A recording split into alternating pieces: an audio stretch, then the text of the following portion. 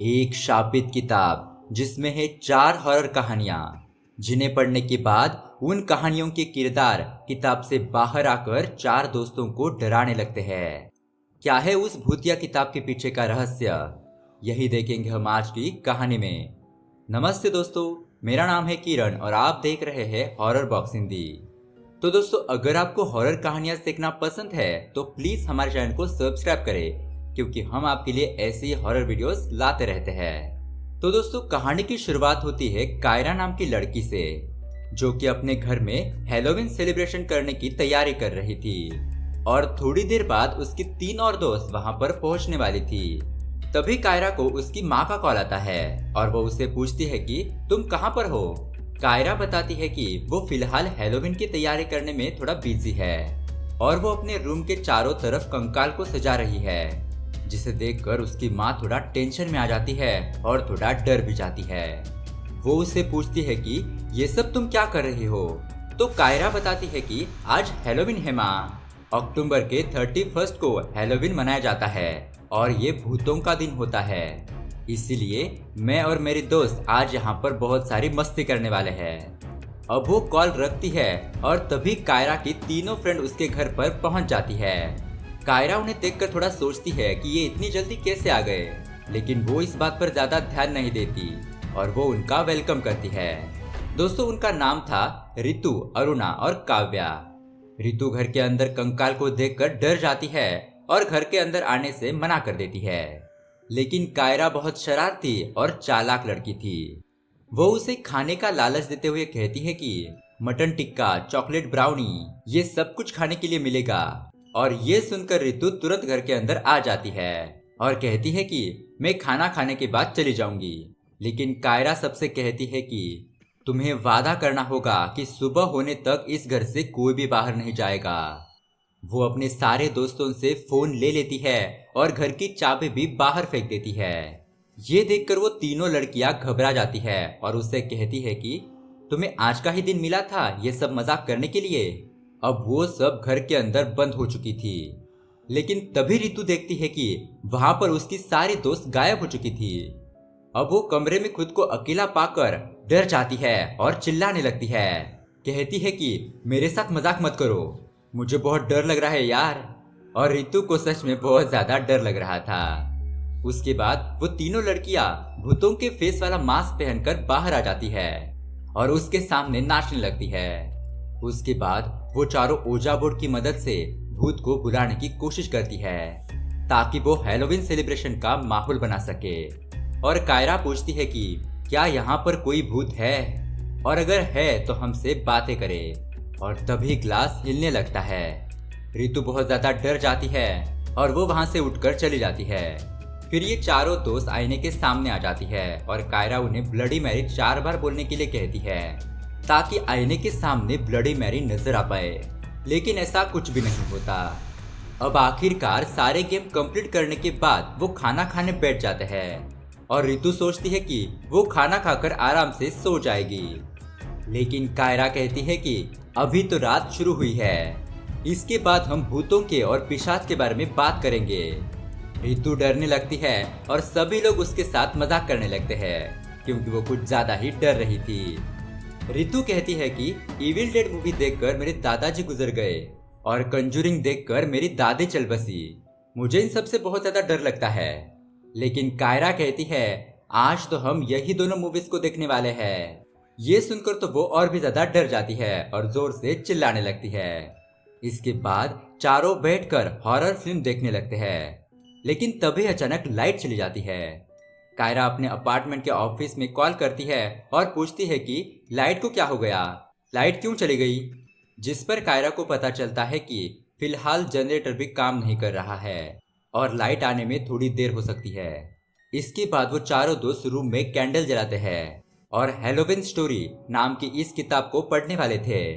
लेकिन किताब खोलने से पहले कायरा अपने दोस्तों को बताती है कि ये कोई आम किताब नहीं है, इसमें हॉरर कहानियां है और इस किताब की सिर्फ 4 ही कॉपी पूरी दुनिया में मौजूद है। इस बुक के पब्लिशर ने भी इस बुक को पढ़ने की कोशिश की थी, लेकिन वो मारा गया। अब ये बात सुनने के बाद उसकी दोस्त उसे पूछती है कि तो फिर तुम्हें ये किताब कैसे मिली।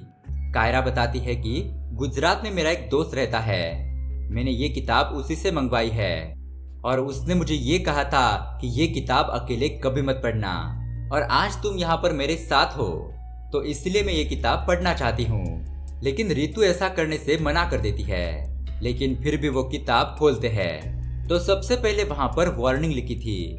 पहला पॉइंट लिखा हुआ था कि अगर कोई भी इस किताब को पढ़ना शुरू करता है तो उसे रुकना नहीं है, सभी स्टोरीज को पढ़कर खत्म करना होगा।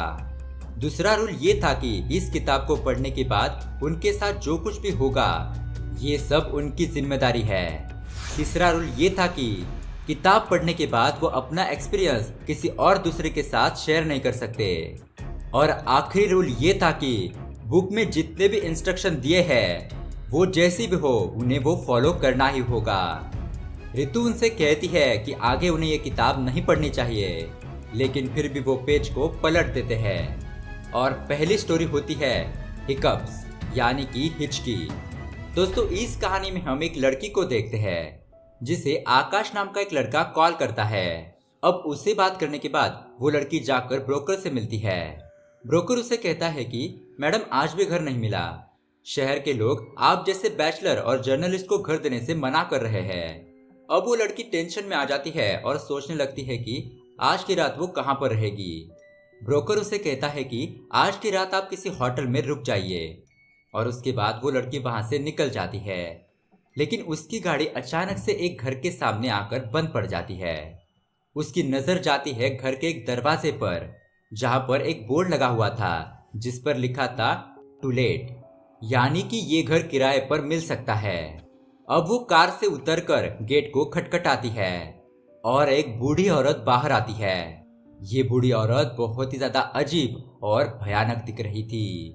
वो दोनों रेंट कितना देना होगा इसके बारे में डिस्कस करते हैं और वो बूढ़ी औरत उसे चाबियां दे देती है, लेकिन एक शर्त पर। वो उसे पूछती है कि तुम्हें हिचकियां तो नहीं आती ना? और वो लड़की हंसते हुए कहती है हिचकियां? नहीं नहीं, मुझे हिचकियां बिल्कुल भी नहीं आती।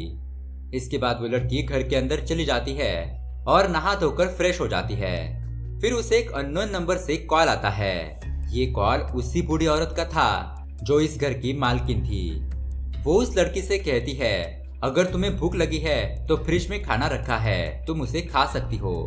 वो लड़की सोचती है कि उस औरत को उसका नंबर कैसे मिला, क्योंकि उसने तो अब तक उसे कोई भी नंबर नहीं दिया था। पर वो ज्यादा ना सोचकर खाना खाने लगती है। तभी उसे उसकी माँ का कॉल आता है और वो पूछती है कि वो कहाँ पर है, उसे घर मिल गया कि नहीं। वो लड़की बताती है कि मुझे बहुत बड़ा घर मिल गया है माँ, ये घर खाली था और घर के मालिक ने भी मुझसे बहुत कम पैसे लिए हैं। लगता है वो औरत पागल है।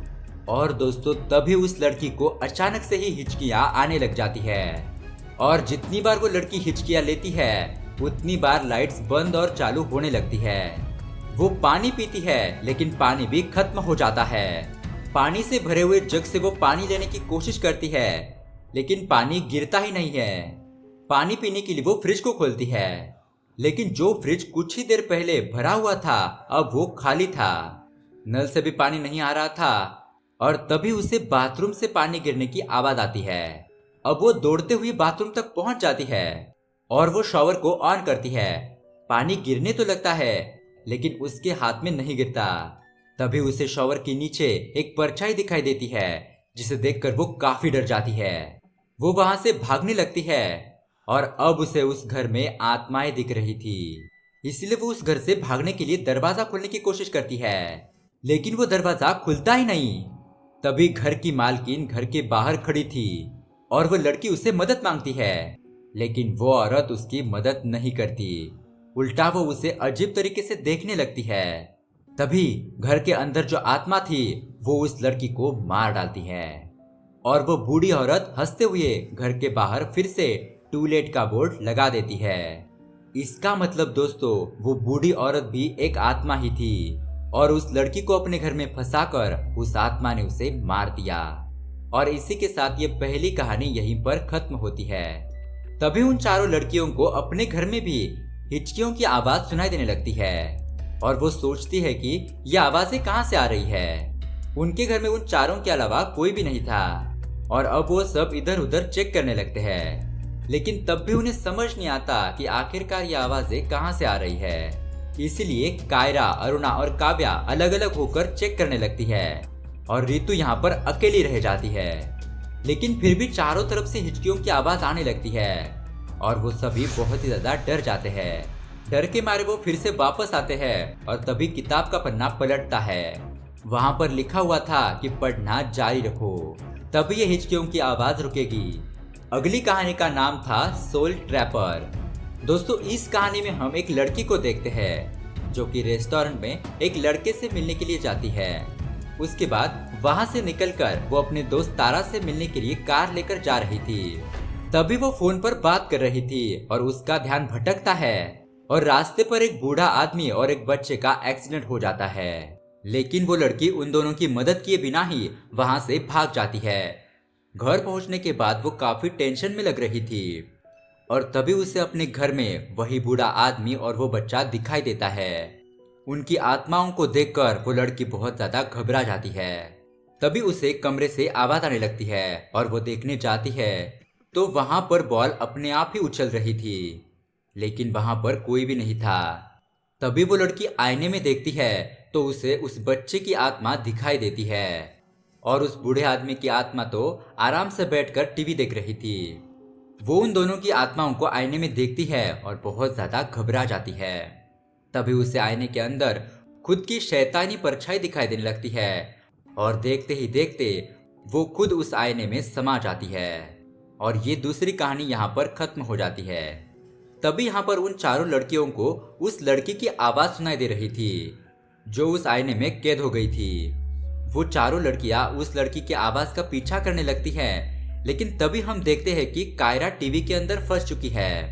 वो टीवी के अंदर से चिल्ला रही थी कि मुझे यहाँ पर बहुत डर लग रहा है, मुझे यहाँ से जल्दी बाहर निकालो।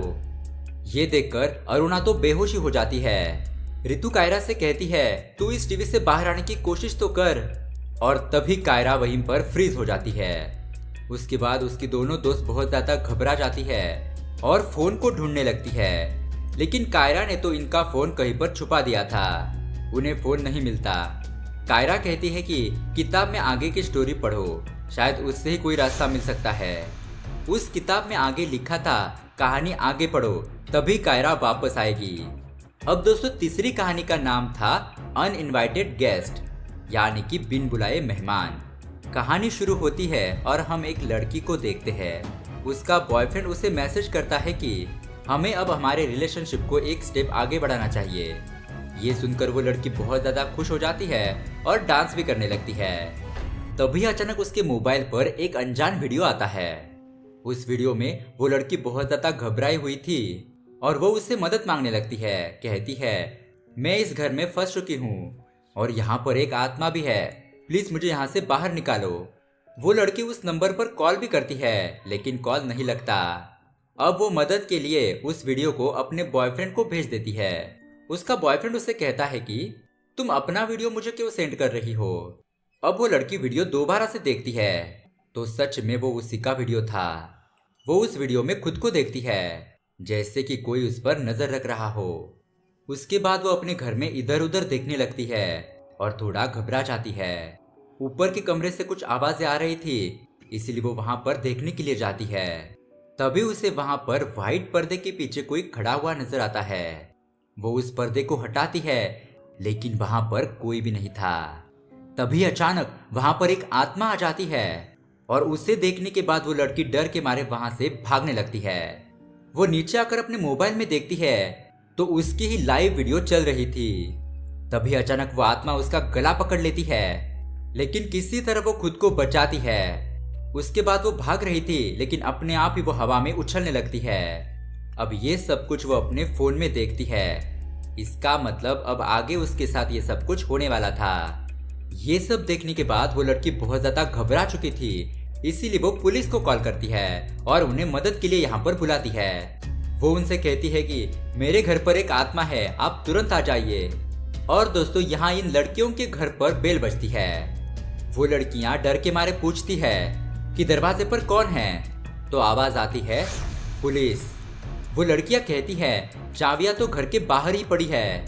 पुलिस को चाबियां मिलती है और वो दरवाजा खोलते हैं। वो आदमी कहता है, मैं इंस्पेक्टर हूँ और मुझे किसी ने कॉल किया था। वो दोनों कहती है, हमारे पास तो कोई फोन भी नहीं है, तो हम आपको कैसे फोन करेंगे। पुलिस उनसे पूछता है, तुम्हारे घर की लाइट क्यों बंद है। वो बताती है कि यहाँ पर लाइट की कुछ प्रॉब्लम चल रही है। अब वो पुलिस वाला कायरा को उस टीवी में फंसा हुआ देखता है, तो वो लड़कियां बताती है कि हमारी फ्रेंड उस टीवी में फंस गई है। पुलिस वाला उनसे पूछता है, वो लड़की कहाँ है जिसने मुझे कॉल किया था, और वो कह रही थी कि उसके घर में कोई आत्मा है। वो लड़कियां उसे बताती है कि वो लड़की तो कहानी में है। तभी इंस्पेक्टर को वहां पर अरुणी बेहोश हालत में दिखाई देती है। उसे लगता है कि इन दोनों ने उस लड़की को मार दिया है, इसलिए वो पुलिस वाला उन दोनों को अरेस्ट करने वाला था। रितु उसे समझाने की कोशिश करती है कि ऐसा कुछ भी नहीं है, आप लोग गलत समझ रहे हैं। और तभी कोई आत्मा उस पुलिस वाले को वहां से खींचकर ले जाती है और कायरा उस टीवी से बाहर आ जाती है। वो लोग उसे ढूंढने लगते हैं, लेकिन पुलिस ऑफिसर उन्हें कहीं पर भी नहीं मिलता और घर का दरवाजा भी फिर से अपने आप बंद हो जाता है। अब उन्हें घर के बाहर निकलना था, तो बुक की आखिरी कहानी पढ़नी होगी। दोस्तों, फोर्थ कहानी का नाम था आत्मा। कहानी में हम एक लड़के और लड़की को देखते हैं। ये एक दूसरे से बहुत प्यार करते थे और लड़के का नाम था आकाश और लड़की का नाम था मीरा। दरअसल दोस्तों, आकाश एक पैरानॉर्मल इन्वेस्टिगेटर है। वो आज अपनी गर्लफ्रेंड को ये प्रूव करना चाहता था कि एक्चुअल में भूत होते हैं, और उसने एक ऐसा चश्मा बनाया था जिससे कि भूतों को देखा जा सकता है। अब वो दोनों एक पुरानी हवेली चले जाते हैं और ऐसा माना जाता है कि ये हवेली बहुत ही ज्यादा हॉन्टेड है। लेकिन मीरा तो भूतों पर विश्वास नहीं करती थी। आकाश उस हवेली की कहानी सुनाने लगता है।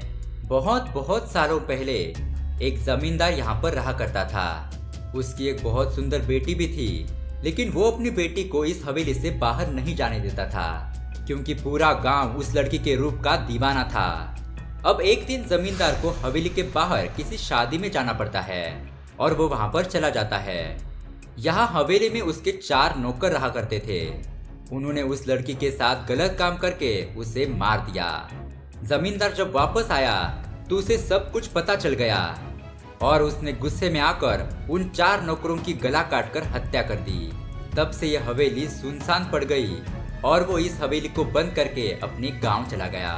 तब से यह हवेली कितने सालों से बंद पड़ी हुई है और लोगों का कहना है कि आज भी यहाँ पर सरकटे भूत दिखाई देते हैं। तभी अचानक आकाश और मीरा को एक सरकटा भूत दिखाई देता है।